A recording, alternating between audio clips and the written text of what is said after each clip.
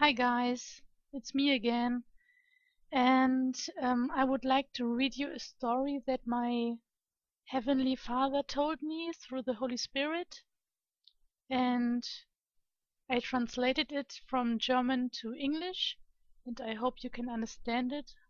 And my mic is a little damaged, so I hope it will record everything. Once upon a time, there was a little princess, still a baby, abandoned in a far-away country, far away from the kingdom in which her father ruled. This country was so much different from the country of her father. Here she was in the country of her enemies. She grew up with the understanding that she actually didn't belong in this foreign country. She grew up with the knowledge that she was the daughter of a king. Other people told her that. They also told her of the other country, far away, in which her father was living. She knew about it, but she still couldn't really grasp it. She couldn't understand, couldn't see the consequences which would appear with the knowledge of who she really was. She didn't really felt like a daughter of a king. She also didn't know how to act. She knew just so little about her father. She knew almost nothing about that country of her father, that seemed so far, far away. Who were those people living there? Yes, what was even their culture? Here everything was grey, and life was dangerous. Here people would push you in the mud, they would laugh at you and mock you.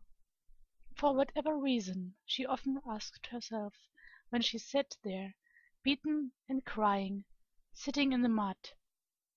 But most of the time she just choked down her sadness. When she just would have known, if she just would have known that the enemy that ruled this land would know exactly who she was. If she just would have known that he would regularly send his troops out there against her to let her think and conclude that she would be worthless, just to prevent her from knowing who she was, and to prevent her from recognizing the powers sleeping within her, waiting for her to release them. After some time she became used to be thrown in the mud. Her skin was totally covered with mud that was so stiff, like a crust, like a bark on a tree. It changed her outward appearing. She looked into the mirror and thought how ugly she was, and she felt embarrassed. She didn't feel like a daughter of a king, not at all. Her hair was ruffled. Too many had pulled it. Her skin had scars. Too many arrows of the enemy had hurt her. Shame started to rise within her. She was the daughter of the king. She knew that. But how, oh, how would he be ashamed of her if he would come to visit her? She got rid of her mirror a long time ago. She just couldn't stand the sight. She had accepted the attacks of the enemy as normal. She was right there where the enemy wanted her to be. Harmless, broken, resigned. But this was about to change. One evening she came home. Her little apartment was bare and dull. It was more like an apartment of a despaired, chaotic and very poor person, reflecting the inner things that took place in the heart of this little lonely princess. She took the light on, and there she saw someone sitting on her sofa. A man, and he seemed so familiar. He looked at her with wide, loving eyes, twinkling with joy. She stared in his direction, and he called her by name. Never had someone ever called her name with such love, elation and joy, like he did. He stood up. He was tall. He had beautiful wavy hair that would fall wildly around his head. Wildly, but still in a very graceful way, much like the hair of a lion. His eyes twinkled and a wide smile appeared on his face.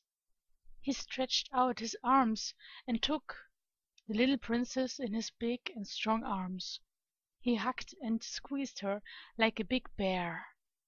She swallowed. She knew the feeling of his embrace. Everything about him seemed so familiar, as if he held her in his arms before, in the past, long time ago. "Daddy?" she whispered. "Yes, my daughter," he said with a calm and firm voice. "I am here, I am here," while he still held her in his arms. Thousands of thoughts went through her head. How did he know that she was his daughter?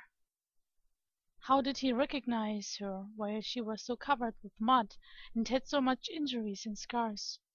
How could he just leave his kingdom in the other country to visit her? Would he scold? Would he be disappointed? But he embraced her. Yes, he loved her. He knew her. And he was not ashamed to squeeze her little ugly figure. Then he sat down with her on the sofa and started to wipe away all the filth on her cheeks with his big hand. Layer by layer disappeared, and under it came forth a most beautiful shining skin. Tenderly he pulled out the arrows from her body. He put his hand on her wounds and healed them. He slid his hands over her hair, and it would become silky and velvet. "Probably you have so many questions, my beloved daughter," the king said. She was sitting on his lap, and he would hold her very tight in his arms. Both were shining. He was the father of lights. Light would come from him, and now purified, also the little princess was shining in the same light of her father. Never did she imagine that she would shine like that, when all the filth would have been removed.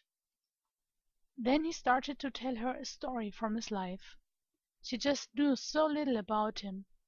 To learn who her father was would help her to understand who she was. That the king knew. He said, "Back then, long time ago, the enemy had captured me, or so they supposed. They didn't guess that it was a trap for them, planned and prepared long time in advance. A trap for my enemies. They knew who I was, but they didn't actually know who I was. Like you know who I am, but you don't actually know who I am. They were silly and blind in their belief that they defeated me. They gathered all their rulers and forces to show the world how they would torture me. Their ruler did indeed believe that he had me in his trap, just to realize that he was in my trap. And like a lightning appears from one end of the sky to the other, I showed them my power, my strength, and my glory. Light, my child, pure love in form of light, and the darkness will break like a broken raw egg." He was laughing. His eyes stared in the distance. Yes, he could very vividly remember this day of his triumph. From this moment on, death was defeated, and the power of the darkness was broken forever. Through my light all the faces of the gathered rulers melted like wax, those who came to see me suffer, and the highest ruler experienced the most embarrassing moment of his life. "You know, my lovely, lovely daughter, you are my daughter. You are from the same substance that I am from." He grinned. "They are afraid of you. They have huge fear that you could realize and understand your true identity." While he was speaking, the little princess started to shine. Her eyes were shining, her hair was shining, her clothes were shining, while the knowledge of this truth aroused the forces that were sleeping within her. "The truth will set you free," said the king. Her father, her daddy. He looked around in her living room. "Do you know what these walls need, my daughter?" "What?" she asked. He looked at her, smiled, and jumped up. "Color!" "I don't have any color," she replied, a little embarrassed. He laughed, took her hands and pulled her up from the sofa. "Well, what I am king for!" he shouted. "I can give you everything what is good for you. After all, you are my dear daughter." He turned around and took from underneath his colorful mantle paint pot after paint pot, until all colors of the rainbow were present. Then 2 huge brushes. "Here we go," he declared, and immediately they started to paint. It was so much fun to paint all the walls of the apartment. Not only the living room. No, they changed each room into a piece of art made of colors. After work they dropped down on the sofa again, happy and daubed with colors. "Well," said the king, with a satisfied smile on his face, "now you learned about one part of the culture of our country." She took his hand, and both looked at the beautiful colors. "Did you know that colors can only exist with light?" the king said, the father of lights. "I love colors," he smiled. Then a touch of painful seriousness went over his face. He turned to his daughter, still holding her hand. "My daughter, whatever you believe, don't believe that I had left you here alone in this foreign country. It seems that you grow up as an orphan, far away from me, because you don't see me. Not like you see me now. You know, that you don't see me doesn't mean that I am not there. It doesn't mean that you are an orphan, that you are worthless, that you are not important to me. Never let it happen that people around you determine your opinion about you. My daughter, love is stronger than death. Love is light. Love is color. Love is I, and love I am. I am the father of lights, and you are my daughter. You can never learn about what true love is than through the form of forgiveness. Because this is unconditional love. It is selfless love. Here in this country you are subjected to all forms of wickedness and viciousness. The enemy will continue with sending his minions against you. People will continue to hurt you, because this is the way this country is. But listen, you too have been infiltrated, like I was, long time ago. The enemy believes that he had won while trying to hurt you, while throwing mud at you and using other people to do that for him, because he hates you. Whenever he sees you, he is reminded of me, and the hate that he has against me, he wants to take it out on you. He believes that now where you as my daughter are in this world, you are at his mercy. But like back then, and it seems that he is not learning from his mistakes, I still have an ace upon my sleeve." His daughter looked at him. She didn't understand. What did he mean? "Well," he grinned, "the ace, that is you." She looked at him in disbelief. He just couldn't be serious. "You are my daughter, are you not?" he said. Slowly she began to doubt. Yes, indeed. Was she was she truly his daughter? He was so strong, he was so funny, so full of life. She still could only remember the dirty, crusted, mocked sad girl that she had been all her life. He could see her boiling doubts, so he stood up, her hand still in his, and led her to the mirror. A mirror on the place where there was no mirror before, for a long time. "Look in the mirror," he said, and led her even closer. He kneeled before the mirror and set her on his lap. "Now, what do you see?" She couldn't deny a certain similarity.